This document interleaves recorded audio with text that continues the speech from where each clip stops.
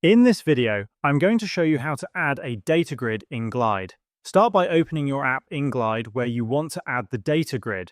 First, check that the table you intend to use as a data grid is complete, with all categories and data properly formatted. Once your table is ready, navigate to the Layout section. On the left-hand side, in front of the components, click on the plus icon. In the search box, type Data Grid to locate the component.